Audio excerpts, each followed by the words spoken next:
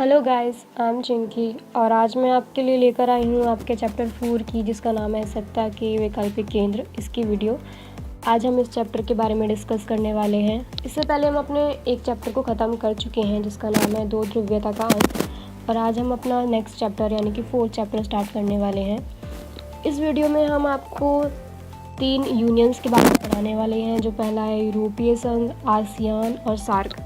तो जो ये आपका चैप्टर है ये 3 पार्ट्स में डिवाइडेड है, मतलब इस चैप्टर की 3 वीडियोज़ आएंगी और ये उसका फर्स्ट पार्ट है। तो चलिए इसे स्टार्ट करते हैं। इस चैप्टर में जो CBSE ने हमें सिलेबस दे रखा है कि हमें कौन कौन से टॉपिक्स करने हैं, तो एक बार उनको देख लेते हैं। हमें 4 यूनियन करनी है और 4 नेशंस करने हैं। यूनियन मतलब कि आपको संघ करने हैं 4। यूरोपीय संघ हो गया, आसियान हो गया, सार्क हो गया, ब्रिक्स हो गया। और इसमें आपको 4 नेशंस भी दे रखे हैं, जैसे रशिया, चाइना, इज़राइल और इंडिया। मतलब हमें इनके बारे में बताना है कि ये कैसे डेवलप हुए, कैसे काम कर रहे हैं, इनकी जो आर्थिक स्थिति है वो कैसी है, इनका ट्रेड कैसा है, इनके जो नागरिक हैं वो कैसे रहते हैं। मतलब इनके बारे में हमें पूरा डिटेल से पढ़ना है। इस वीडियो में जो हम टॉपिक्स कवर करने वाले हैं ये हमारे 3 यूनियन के बारे में हम पढ़ने वाले हैं, जिसमें आपका पहला है यूरोपीय संघ, सेकंड है आसियान और आपका थर्ड है सार्क। मतलब हम इनके बारे में पढ़ेंगे कि इनकी क्या विशेषताएं हैं, इनकी उपलब्धियां क्या हैं, इनकी कमियां क्या हैं, खूबियां कमियां दोनों पढ़ने वाले हैं। तो चलिए स्टार्ट करते हैं। जैसा आप सभी जानते ही हैं कि 1991 में हमारा जो सोवियत संघ है USSR, उसका विघटन हो गया था। इसके बाद जो हमारे विश्व की धुरी थी वो 2 ध्रुवीयता से 1 ध्रुवीयता बन गई थी। मतलब बायपोलैरिटी का जो है वो एंड हो गया था। उसके बाद जो हमारा पूरा वर्ल्ड है वो यूनिपोलर हो गया था। मतलब पूरे विश्व में एक देश का जो वर्चस्व था, डोमिनेंस था, वो बहुत ज़्यादा बढ़ गया था, वो अमेरिका था। तो उसमें देखते हैं 1990 में विश्व की धुरी 1 ध्रुवीय हो चुकी थी, जिसके परिणाम स्वरूप, मैं माफ़ी चाहूँगी यहाँ पे अमेरिका आना है परिणाम स्वरूप के बाद, जिसके परिणाम स्वरूप अमेरिका का उदय सामने आया। उसके बाद यूरोप में यूरोपीय संघ और एशिया में दक्षिण पूर्व एशियाई राष्ट्रों के संगठन, जो कि आसियान है, का उदय दमदार शक्ति के रूप में हुआ। मतलब जो पूरा विश्व एक ध्रुवीयता पे लपेटा जा रहा था अमेरिका के द्वारा, तो कुछ देशों ने सोचा कि हम इसके डोमिनेंस से बाहर आकर के अपना खुद का कोई यूनियन बनाएं, अपने खुद के रूल्स बनाएं, रेगुलेशंस बनाएं, ना कि किसी और के रेगुलेशंस को फॉलो करें। तो उसके बाद हमारे सामने बहुत सारे आप कह सकते हैं संगठन आए थे, जैसे यूरोपीय संघ हो गया, आपका सार्क हो गया, ब्रिक्स हो गया, बहुत सारे आए थे। तो हम इसमें 4 ही पढ़ने वाले हैं। तो चलिए देखते हैं। आपका जो पहला आता है वो आता है आपका यूरोपीय संघ। तो ये आपका जो यूरोपीय संघ है ये होता क्या है, हम एक बार इसको देख लेते हैं। इसकी जो स्थापना हुई थी वो 1992 में हुई थी। मतलब कि हमारे सोवियत संघ के तुरंत बाद इसकी जो है वो स्थापना हो गई थी, उसके विघटन के बाद। तो अब आपके सामने एक क्वेश्चन आता है कि ये जो यूरोपीय संघ है ये होता क्या है। तो चलिए एक बार देखते हैं। यूरोपीय संघ जो है उसके बारे में यहाँ पे लिखा हुआ है, यूरोप में बसे हुए महाद्वीपों का जो संगठन है उसको हम यूरोपियन संघ बोलते हैं। इस संघ को 27 देश जो कि इसके सदस्य हैं वो इसे राजनीतिक और आर्थिक समूह भी कहते हैं। इस यूनियन में जो 27 देश शामिल है वो आपस में बिना टैक्स के व्यापार करते हैं। मतलब उनके व्यापार पे कोई कर नहीं होता, वो फ्री में ट्रेड कर सकते हैं अपनी कंट्रीज़ के साथ जो उस संघ में शामिल है, और किसी भी मुश्किल का सामना एकजुट होकर करते हैं। यहाँ पे आपको इनके बीच में एक एकता का प्रतीक देखने के लिए मिल जाएगा, जो कि हर प्रॉब्लम को साथ मिलकर सॉल्व करते हैं। अब इनका हम थोड़ा सा ब्यौरा भी देख लेते हैं। ये जो हमारा यूरोपीय संघ है जिसकी स्थापना हुई थी 1992 में, इसको हम EU भी बोलते हैं। यहाँ पे EU का मतलब है यूरोपियन यूनियन। इन देशों के बीच बॉर्डर जैसी कोई समस्या नहीं है। मतलब जैसे हमारे भारत और पाकिस्तान के बीच में बॉर्डर है, जहाँ पे चलता ही रहता है विवाद कि ये एरिया हमारा है, ये एरिया हमारा है, लेकिन इस संघ में ऐसा कुछ नहीं है। इस संघ में शामिल देशों के बीच में ऐसा कोई मुद्दा ही नहीं है बॉर्डर का। वहाँ के जो नागरिक हैं वो एक दूसरे के देश में जा सकते हैं विदाउट पासपोर्ट, व्यापार कर सकते हैं बिना टैक्स के। अब देखते हैं जो यूरोपीय संघ है हमारा, इसमें कितने देश शामिल है। वैसे इसमें 27 देश शामिल है, इस संघ में 27 देश शामिल है। अब इसके बारे में हम इसका थोड़ा सा बैकग्राउंड पढ़ लेते हैं कि इसकी जो स्थापना हुई थी वो क्यों हुई थी, किन कारणों से हुई थी, किन के द्वारा हुई थी, मतलब क्या रीज़न रहे थे इनको स्थापित करने के लिए। ये जो मार्शल योजना है आपको इसके बारे में पता ही होगा, चलिए मैं एक बार इसको डिस्क्राइब कर देती हूँ। यूरोप की आर्थिक स्थिति एवं पश्चिमी यूरोप के देशों को अपने पुनर्निर्माण मतलब उनको फिर से बनाने के लिए अमेरिका ने अप्रैल 1948 में मार्शल योजना शुरू की तथा यह 1952 तक जारी रही। मतलब कि ये 1948 से लेकर 52 तक चली। मार्शल प्लान पश्चिमी यूरोप की सहायता के लिए 1948 में पारित एक अमेरिकी पहल थी। मतलब ये स्टेप उठाया गया था हमारी अमेरिका के द्वारा। उस टाइम पर क्या हुआ था कि हमारा सोवियत संघ टूट गया था, तो नए 15 गणराज्य बने थे।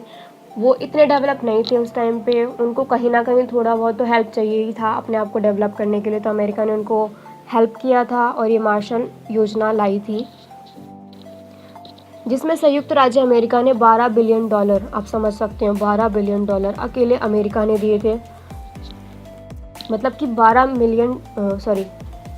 बिलियन का जो आर्थिक सहयोग था वो अमेरिका द्वारा दिया गया था पश्चिमी यूरोप के देशों को। द्वितीय विश्व युद्ध की जो समाप्ति हुई थी उसके बाद पश्चिमी यूरोप अर्थव्यवस्था के पुनर्निर्माण में मदद करने के लिए सहायता दी गई थी यहाँ पे। तो ये थोड़ा सा आपका बेसिक नॉलेज था कि मार्शल योजना था क्या। आगे देखते हैं।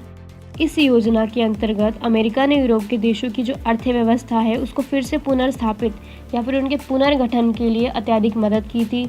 उसने इस टाइम पे लगभग $12 बिलियन अपनी तरफ से दिए थे इनकी जो आर्थिक स्थिति है वो सुधारने के लिए। फिर 1948 में मार्शल योजना के तहत यूरोपीय आर्थिक सहयोग संगठन की स्थापना हो गई। फिर इस संगठन के माध्यम से पश्चिमी यूरोप के देशों की जो आर्थिक स्थिति थी वो थोड़ी सी ठीक हो गई थी, मतलब उनको आर्थिक मदद मिलना स्टार्ट हो गई थी। फिर 1949 में यूरोपीय परिषद की जो स्थापना है वो राजनीतिक सहयोग के लिए की गई थी। मतलब जो हमारा यूरोपीय परिषद है उसकी स्थापना की गई थी कि इन देशों में जो राजनीतिक प्रक्रियाएं हैं उनकी में थोड़ी सी मदद की जा सके, राजनीतिक सहयोग के लिए की गई थी। फिर 1957 में आर्थिक समुदाय की जो है वो स्थापना की गई। फिर 1979 में यूरोपीय पार्लियामेंट की गठन के बाद यूरोपीय आर्थिक समुदाय ने राजनीतिक स्वरूप लेना स्टार्ट कर दिया। मतलब कि इस यूनियन को बनाया तो इसलिए गया था कि वहाँ के जो पिछड़े देश हैं उनका डेवलपमेंट हो सके, लेकिन कुछ सालों बाद ये काम करते करते खुद एक इंडिविजुअल यूनियन की तरह काम करने लग गया। मतलब लास्ट में जाके इसके पास अपना झंडा था, इसकी करेंसी थी, स्थापना दिवस था, अपना गान था। मतलब इसने इतना डेवलप कर लिया था अपने आप को कि ये अब अपने आप को इंडिविजुअल समझता था, ना कि किसी और के साथ। आगे देखते हैं। अब आपके सामने एक टर्म आता है मॉस्ट्रेट संधि। पहले हमने मार्शल योजना पढ़ा था, अब एक और टर्म आता है मॉस्ट्रेट संधि। एक्चुअल में ये था क्या, ये जो मॉस्ट्रेट संधि है ये 7 फरवरी 1992 को जो यूरोपीय समुदाय है उनके बीच कोई समझौता हुआ था जिसको मॉस्ट्रेट संधि बोला जाता है। जो ये समझौता हुआ था ये हॉलैंड में हुआ था 9 से लेकर 10 दिसंबर तक। इसी के परिणाम स्वरूप हमारा जो यूरोपीय संघ है वो अस्तित्व में आया। तो इसके बारे में आपको इतना ही जानने की नीड है, क्योंकि इतना इम्पॉर्टेंट है नहीं, यहाँ से कोई क्वेश्चन मुझे नहीं लगता बनेगा। लेकिन जो आपका ये है मार्शल योजना, इसमें बन सकता है। और आपका जो एक मॉस्ट्रेट संधि वाला क्वेश्चन आता है ये पूछ सकता है कि ये मॉस्ट्रेट संधि एक्चुअल में होती क्या है। तो मॉस्ट्रेट संधि के द्वारा यूरोपीय संघ की जो है वो स्थापना हो गई थी 1992 में। आगे देखते हैं। अब इसकी हम थोड़ी सी कुछ विशेषताएं पढ़ लेते हैं, आगे इसकी उपलब्धियां भी पढ़ेंगे कि इसने क्या क्या अचीव किया, उसके बाद ये पिछड़ गया, ये सफल क्यों नहीं हो पाया। देखते हैं। पहला है इसका अपना झंडा है, अपना गान है, अपना स्थापना दिवस है। मतलब जो इसका गठन हुआ था उसमें कहीं ना कहीं अमेरिका का बहुत बड़ा हाथ था, लेकिन बाद में ये काम करते करते एक राजनीतिक संगठन के रूप में कार्य करने लग गया। मतलब उसके बाद ये अपने आप को इंडिविजुअल समझता था, ना किसी के साथ समझता था। तो इसने खुद का झंडा बनाया, गान बनाया, इसकी करेंसी भी खुद की थी, इसका स्थापना दिवस था। उसके बाद इसके देशों की साझी विदेश और सुरक्षा नीति है। मतलब हर देश की अपनी साझी और सुरक्षा नीति है इंडिविजुअली। 2016 में यह विश्व की सबसे बड़ी अर्थव्यवस्था था और इसका जो सकल घरेलू उत्पादन है वो करीबन 17,000 अरब डॉलर के कहीं ज़्यादा था। और जो इसका घरेलू उत्पादन है वो 17,000 अरब डॉलर से भी कहीं ज़्यादा था। अगला है जो हमारा वर्ल्ड ट्रेड ऑर्गेनाइजेशन है, विश्व व्यापार संगठन। इसमें जो इसकी भागीदारी है वो 3 गुना ज़्यादा थी अमेरिका से। इसके 2 सदस्य देश ब्रिटेन और फ्रांस सुरक्षा परिषद में स्थायी सदस्य हैं, लेकिन जो हमारा ब्रिटेन है वो 2016 में ही जो यूरोपीय संघ है हमारा, उससे कोई विरोध के चक्कर में अलग हो गया। आगे देखते हैं। इसके पास विश्व की दूसरी सबसे बड़ी सेना है और इसका कुल रक्षा बजट अमेरिका के बाद सबसे अधिक है। मतलब फर्स्ट पे आपका जो है अमेरिका का आता है, उसके बाद इसका आता है यूरोपीय संघ का। इसके 2 देश जो कि ब्रिटेन और फ्रांस के पास परमाणु हथियार है और यह अनुमान है कि इनके पास लगभग 550 के करीबन जो हमारा परमाणु हथियार है वो है। अंतरिक्ष विज्ञान और हमारा जो प्रौद्योगिकी के मामले में अगर हम इसका स्थान देखें तो विश्व में दूसरे नंबर पर आता है। यह एक विशाल राष्ट्र है जो राज्य की तरह काम करने लगा। इसका झंडा 12 सितारों के घेरों के रूप में वहाँ के लोगों की एकता, पूर्णता और मेल मिलाप का प्रतीक है। जो इसका झंडा है वो 12 सितारों के घेरे के रूप में वहाँ के लोगों की पूर्णता, एकता और मेल मिलाप का प्रतीक है। आप इसका झंडा भी देख सकते हैं। ये हमारे यूरोपीय संघ का झंडा है। ये 12 सितारे वहाँ के लोगों के आपस में एकता के प्रतीक को दर्शाते हैं, वहाँ की पूर्णता को दर्शाते हैं, वहाँ के मेल मिलाप को दर्शाते हैं। आगे देखते हैं। अब हमने यूरोपीय संघ की खूबियाँ तो पढ़ ली है, लेकिन अब हम इसके बारे में थोड़ी सी इसकी कमियाँ भी देख लेते हैं। इसकी जो कमज़ोरियाँ हैं वो क्या हैं। जो इसकी हमने उपलब्धियाँ जो हमने इसकी खूबियाँ पढ़ी हैं, जैसे इसके पास खुद का झंडा है, ये एक राजनीतिक संस्था के रूप में काम करने लगा है। अब इसकी खुद की करेंसी है, इसका जो जीडीपी है वो बहुत अच्छा है, इसके पास परमाणु हथियार है। ये तो इसकी विशेषताएं हो गई। अब हम इसकी थोड़ी सी कमज़ोरियाँ भी देखते हैं। यूरोपीय संघ के सभी देशों की समान विदेश नीति और सुरक्षा नीति है। मतलब इस संघ में जितने भी देश शामिल हैं उन सब की अपनी अपनी इंडिविजुअल विदेश नीति और रक्षा नीति है, लेकिन कई बार ये एक दूसरे के खिलाफ भी हो जाते हैं। आपको याद होगा जो हमारा सेकंड खाड़ी युद्ध था, गल्फ वॉर, जिसमें अमेरिका ने इराक पर हमला किया था 19 मार्च 2003 में। उस टाइम पे जो हमारा ब्रिटेन है इसने अमेरिका का साथ दिया था, बल्कि जो जर्मनी और फ्रांस है उसने अमेरिका का विरोध किया था। मतलब जो इसके सदस्य देश हैं उनके बीच में ही कभी कभी इतना ज़्यादा कन्फ्यूजन रहता है कि वो समझ ही नहीं पाते हैं कि हमें इसका साथ देना चाहिए या नहीं देना चाहिए। तो यहाँ पर भी वही हुआ। फिर अगला पॉइंट आता है आपका, इसके कई नए सदस्य अमेरिका गठबंधन जो नाटो है आपका, नॉर्थ अटलांटिक ट्रीटी ऑर्गेनाइजेशन, उसमें है शामिल।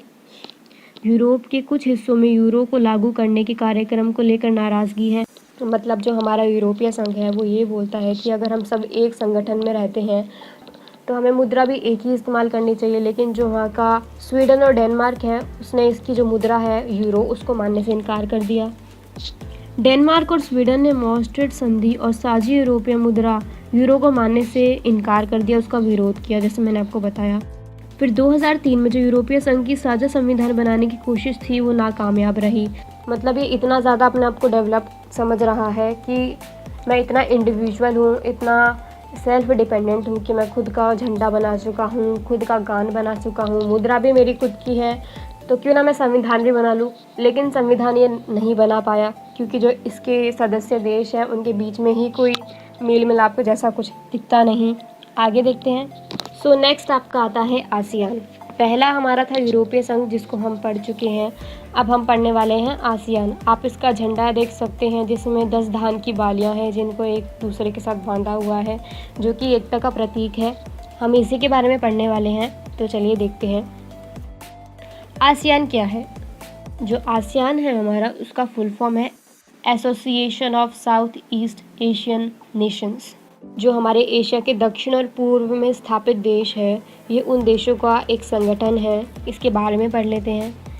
दक्षिण पूर्व एशियाई देशों का संगठन एक क्षेत्रीय संगठन है जो एशिया प्रशांत के उपनिवेश राष्ट्रों के बढ़ते तनाव के बीच राजनीतिक और सामाजिक स्थिरता को बढ़ावा देने के लिए तथा इनमें स्वायत्तता स्थापित करने के लिए किया गया था। सिंपल वर्ड्स में कहा जाए तो हमारे जो एशिया के दक्षिण और पूर्व भागों में स्थित देश हैं उनके अंदर जो कमियां चल रही हैं उनको ख़त्म करने के लिए तथा वहाँ पे स्वायत्तता को स्थापित करने के लिए इस संगठन को नियुक्त किया गया है। अब आगे देख लेते हैं। आसियान का जो आदर्श वाक्य है, मतलब जो इसका अर्थ है असल में उसका मतलब होता है one vision, one identity, one community. मतलब एक आपकी नज़र रहेगी, आपकी पहचान भी एक रहेगी और आपकी जो कम्युनिटी है, आपका समूह है, वो भी एक ही रहेगा।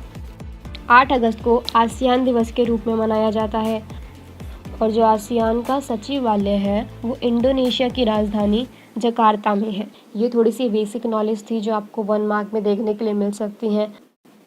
मैं तो यही चाहूँगी कि आप कोई भी क्वेश्चन ना छोड़े, भले वो MCQ हो या फिर पूरा लिखने वाला हो।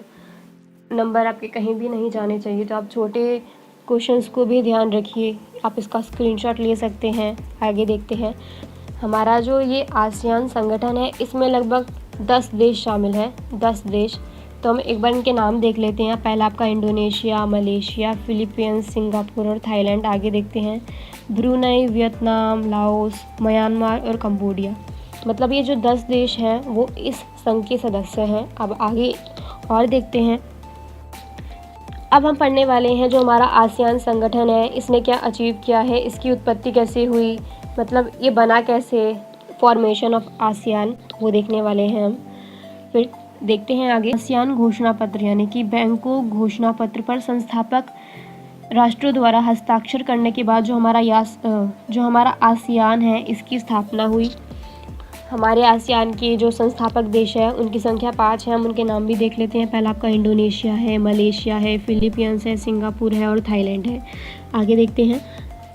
आपको इसमें एक पॉइंट दे रखा है 1990 के दशक में वर्ष 1975 में जो आपका वियतनाम युद्ध हुआ था इसके अंत, और 1991 में शीत युद्ध के अंत के बाद इसमें जो परिस्थितियां हैं वो और बदल गई और जो इसकी सदस्यता है वो 2 गुनी हो गई।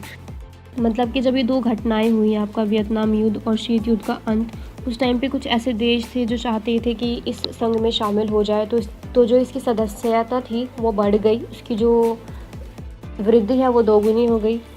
आगे देखते हैं। फिर जो आपका ब्रुनई, वियतनाम, लाओस, म्यांमार और कंबोडिया है वो इस संघ में शामिल हुए थे। यहाँ पे सन भी दे रखे हैं। जो आपका ब्रुनई हुआ था वो 1984 में हुआ था, वियतनाम 1995 में हुआ था, लाओस और म्यांमार 1997 में हुए थे, और जो आपका कंबोडिया है वो 1999 में हुआ था, जब हमारा भारत और पाकिस्तान का कारगिल युद्ध चल रहा था तब। फिर 1995 में दक्षिण पूर्व एशिया को परमाणु मुक्त क्षेत्र बनाने के लिए सदस्यों ने एक समझौते पर हस्ताक्षर किए। वो क्या समझौता था देख लेते हैं एक बार। फिर आपका जो 1997 है उसमें आपका जो आसियान विजन 2020 है ये आया। मैं आपको इसके बारे में बता देती हूँ कि ये है क्या। हमारा अगला पॉइंट है आसियान समुदाय की जो स्थापना हुई थी उसका जो श्रेय जाता है वो एक इंसान को जाता है जिसका नाम था कॉनकॉर्ड द्वितीय। आगे देखते हैं। जो आपकी 2007 में सेबू घोषणा है, 2015 तक आसियान समुदाय की स्थापना में तेज़ी लाने के लिए की जाएगी। फिर 2008 में आपका जो आसियान चार्टर है वो लागू हुआ और कानून के रूप में बाध्यकारी समझौता था एक। 2015 में आसियान समुदाय का शुभारंभ हुआ। मतलब कि जो आपका 2015 है यहाँ से आपके आसियान समुदाय की जो शुरुआत होना स्टार्ट हो गई थी। आगे देखते हैं। जो हमारे आसियान के समुदाय हैं वो 3 समुदाय हैं, उनके बारे में हम देख लेते हैं एक बार। पहला है आपका आसियान सुरक्षा समुदाय, आसियान आर्थिक समुदाय और तीसरा है आसियान सामाजिक सांस्कृतिक समुदाय। अब इसके बारे में देख लेते हैं कि ये होता क्या है।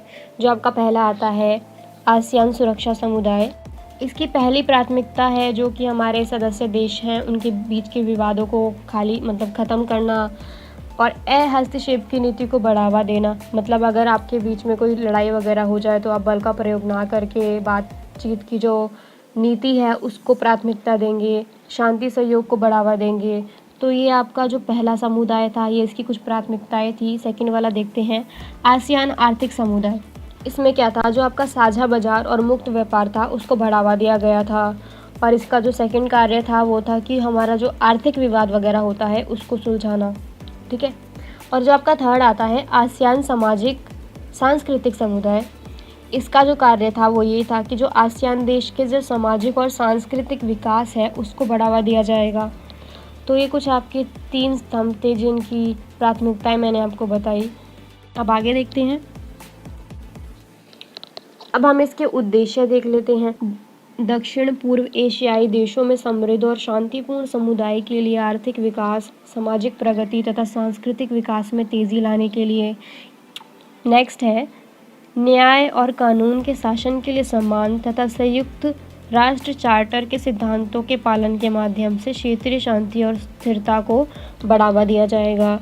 आगे देखते हैं आर्थिक, सामाजिक, सांस्कृतिक, तकनीक, वैज्ञानिक और प्रशासनिक क्षेत्रों में सामान्य हित के मामलों पर सक्रिय बल दिया जाएगा तथा पारस्परिक सहायता देने को भी बढ़ावा दिया जाएगा। फिर आपका अगला है कृषि और उद्योग के अधिक उपयोग, व्यापार विस्तार, परिवहन और संचार सुविधाओं में सुधार लाने के लिए लोगों के जीवन स्तर में सुधार किया जाएगा तथा उनका बहुत ज़्यादा प्रभावी ढंग से सहयोग भी किया जाएगा।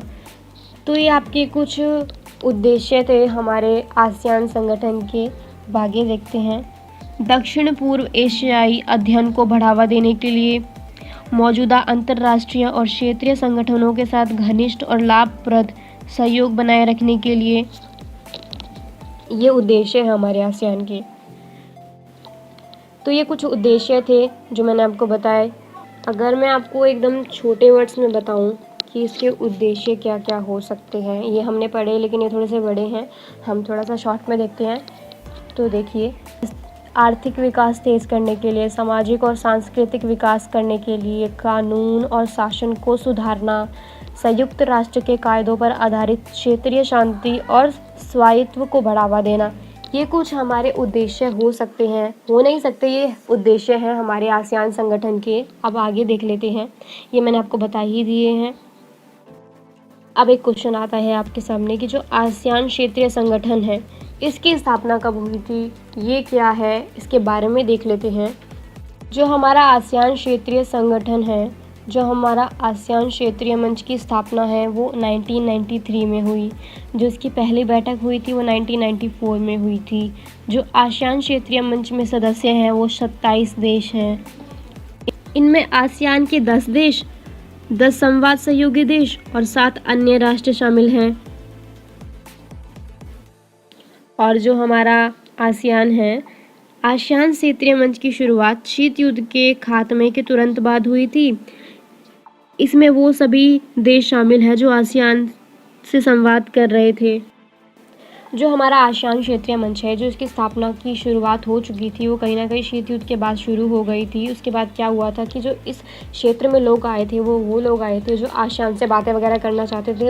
यहाँ पे संवाद का मतलब बातचीत से नहीं है, यहाँ पे कुछ मुद्दे हैं, आप कह सकते हैं डिबेट वगैरह है, वो देश सामने आए थे। आगे देखते हैं।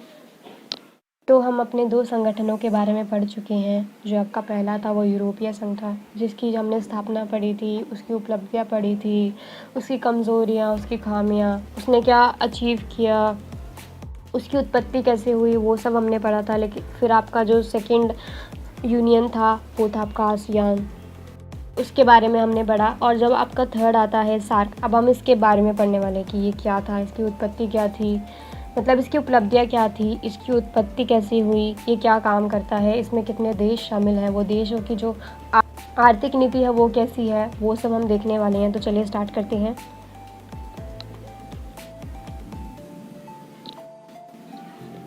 आप यहाँ से देख सकते हैं कि जो हमारा सार्क है इसकी फुल फॉर्म क्या है, south Asian association for regional corporation. ये 1 नंबर में आपका आ सकता है, तो प्लीज़ आप इसको ध्यान में रखिएगा, क्या पता ये आपको MCQ में देखने के लिए मिल जाए, यहाँ से आपका 1 नंबर बन सकता है। अब हम इसका अर्थ देख लेते हैं कि जो सार्क है इसका मतलब क्या है, इसका अर्थ क्या है। यह शांति द्वारा क्षेत्रीय सहयोग को बढ़ाने के लिए तथा दक्षिण एशियाई देशों द्वारा बनाया गया एक क्षेत्रीय संगठन है। सिंपल लैंग्वेज में कहा जाए तो हमारा जो दक्षिण एशिया है वहाँ पे जो स्थापित देश है उन्होंने इसका निर्माण किया है, जिसका पूरा नाम है वो है दक्षिण एशियाई क्षेत्रीय सहयोग संगठन, जिसको दक्षेस भी बोलते हैं, या south Asian association for regional and corporation, जिसको इंग्लिश में सार्क बोलते हैं। आगे देखते हैं। सार्क की स्थापना 1985 में हुई थी। जो इसका मुख्यालय है वो नेपाल में है, काठमांडू में है। जो इसके देश हैं उसकी संख्या है 8। सार्क के सदस्य देशों के नाम देख लेते हैं। भारत, भूटान, नेपाल, मालदीव, पाकिस्तान, बांग्लादेश और श्रीलंका तथा अफ़गानिस्तान। जो हमारा अफ़गानिस्तान है वो 2005 में इसमें ऐड हुआ था। इसमें लिखा भी हुआ है 2005 में 13वें सार्क शिखर सम्मेलन में अफ़गानिस्तान को इसका 8वां सदस्य बनाने की सहमति पर सबने हस्ताक्षर किए थे, सहमति दी थी। आगे देखते हैं, ये इसका झंडा है, आप देख सकते हैं। ये हमारे सार्क का फ्लैग है, आप देख सकते हैं इसको। ये क्वेश्चन भी आपका पेपर में आ सकता है, आपको पिक्चर दे दी जाएगी और पूछ लिया जाएगा कि ये कौन से यूनियन का झंडा है, आप बताएं। तो इसको आप ध्यान में रखिएगा। आगे देखते हैं। अब हम देखते हैं कि जो हमारा सार्क है इसके उद्देश्य क्या है। दक्षिण एशियाई देशों द्वारा आपस में सहयोग और क्षेत्रीय शांति को बढ़ाने के लिए ये आपका पहला उद्देश्य हो गया। सेकंड है सदस्य देशों में मित्रता को बढ़ाने के लिए ये आपका सेकंड हो गया। सदस्य देशों में युद्ध के खतरे को टालने के लिए ये आपका थर्ड हो गया। मतलब कि जो इसके उद्देश्य हैं वो पहला हो सकता है कि जो इनके सदस्य देश हैं उनके बीच में आपस में लड़ाई वगैरह ना हो, उनको टालने के लिए जो सदस्य देश है उनके बीच में मित्रता बनाने के लिए, और यहाँ पे क्षेत्रीय शांति को बढ़ावा देने के लिए। आगे देखते हैं। दक्षिण एशिया के लोगों के कल्याण को बढ़ावा देने के लिए सामूहिक निर्भरता, मतलब आप ग्रुप में किसी प्रॉब्लम को सॉल्व करेंगे ना कि इंडिविजुअली, को मजबूत करने के लिए। सीमा के आर पार मुक्त व्यापार करने के लिए, मतलब जो इसके सदस्य देश हैं वो आपस में बिना किसी टैक्स के व्यापार कर सके, वहाँ पे कोई सीमा शुल्क वगैरह ना हो। फिर अगला टर्म आपके सामने आता है साफ्टा, जिसका हम एक्रोनियम रूप देखें तो वो निकलता है south Asian free trade area, जिसको हम साफ्टा बोलते हैं। ये हमारा जो है सार्क द्वारा किया गया एक समझौता था, जिसके बारे में हम थोड़ा सा जान लेते हैं। 2004 में 12वें शिखर सम्मेलन में दक्षेश के सदस्य ने इस समझौते पर हस्ताक्षर किए तथा 1 जनवरी 2006 से जो ये समझौता था साफ्टा, ये प्रभावी हो गया।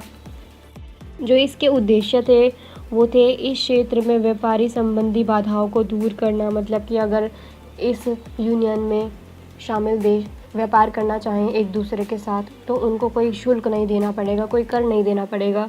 ये इसका पहला उद्देश्य था। सेकंड देखते हैं, व्यापार में लगने वाले जो सीमा शुल्क है उसको कम करना ताकि अधिक उदार व्यवस्था स्थापित हो जाए। यहाँ पे जो उदार वर्ड है उसका मतलब है आसान, ईजी, मतलब ऐसा व्यापार होना चाहिए जिसमें सीमा शुल्क कम हो, जिससे जो हमारी प्रक्रियाएं हैं व्यापार की वो आसान हो जाएं। आगे देखते हैं। अब हम हमारा सार्क है इसकी जो है उपलब्धियां देख लेते हैं। साफ्टा को बनाकर व्यापार की दिशा में महत्वपूर्ण कदम उठाया गया, मतलब कि ये एक ऐसी नीति थी जिसमें हमारा जो व्यापार होगा वो उदार होगा, वहाँ पे सीमा शुल्क कम होगा। फिर अगला देखते हैं, पर्यावरण, आर्थिक विकास और ऊर्जा आदि क्षेत्रों में सहयोग की बात की गई है, मतलब कि जो इसके सदस्य देश होंगे उनके बीच में पर्यावरण को लेकर, आर्थिक विकास को लेकर, ऊर्जा आदि क्षेत्रों को लेकर बातें वगैरह होंगी, वार्तालाप वगैरह होंगी। इन सभी मुद्दों पर ध्यान दिया जाएगा। अगला है, संयुक्त प्रयासों से क्षेत्र की गरीबी को ख़त्म करने की कोशिश की जाएगी, मतलब जो इन देशों के लोग हैं उनको बेरोज़गार ना रहने दिया जाए, उनको रोज़गार मिले ताकि वो अपनी आजीविका चला सकें। यहाँ पे खाद्य सुरक्षा को मजबूत किया जाएगा, जो खाने की कमी वगैरह हो जाती है उस पर ध्यान दिया जाएगा ताकि कमी ना हो।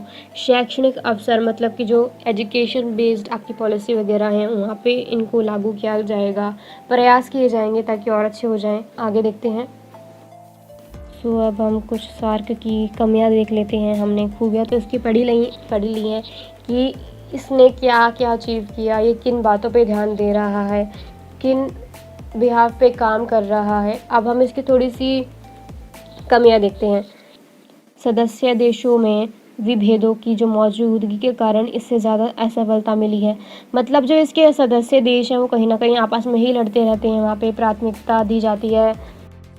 इस यूनियन के जो सदस्य देश हैं उनके बीच में कोई भी मेल मिलाप नहीं है, वो आपस में लड़ते रहते हैं।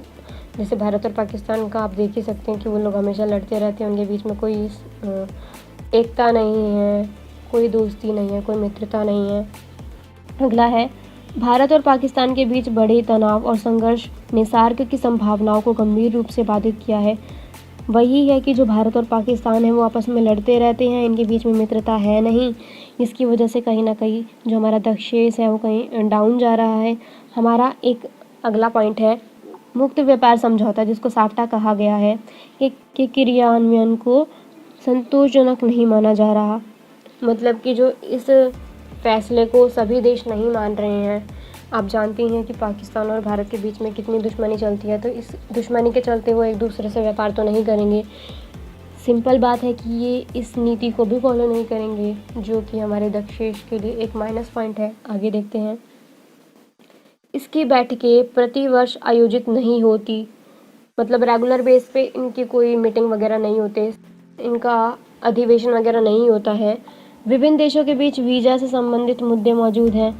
अगर आपको पाकिस्तान जाना है, अफ़गानिस्तान जाना है, तो पहले आपको वीज़ा लेना पड़ेगा, पासपोर्ट वगैरह की ज़रूरत पड़ेगी एक सीमा से दूसरी सीमा तक जाने के लिए, जो कि कहीं ना कहीं उपलब्धियों में नहीं आता है सार्क की। इसे हम कहीं ना कहीं बुराइयां ही बताएंगे। अगला देखते हैं। अगला है, दक्षेश देशों का समझना कि भारत इस क्षेत्र के छोटे देशों पर अपना दबदबा जमाना चाह रहा है और उसके अंदरूनी मामलों में दखल दे रहा है। इस सोच के कारण दक्षेश की एकता में कमी आती है। दक्षेश के कुछ देशों में लोकतंत्र की अस्थिरता के कारण भी दक्षेश कमज़ोर हो रहा है। कहीं ना कहीं आप ये देख सकते हैं कि जो हमारा दक्षेश है, सार्क है, वो बहुत ज़्यादा डाउन जा रहा है उनके सदस्य देशों की वजह से, क्योंकि उनके बीच में कोई मेल मिलाप नहीं है। व्यापार को लेकर कोई समझौते नहीं है, अगर समझौते आते भी हैं तो कोई उसने मानता नहीं है। तो ये हमारे सार्क की कुछ कमियां थी। तो आज की वीडियो में इतना ही। हमने 3 यूनियन कर लिए हैं अपने। अगली जो आपकी वीडियो आएगी पार्ट 2, उसमें हम नेशंस को भी देखेंगे और जो आपका एक बचा हुआ यूनियन है ब्रिक, उसको ख़त्म कर लेंगे। तब तक के लिए thank you, bye, take care.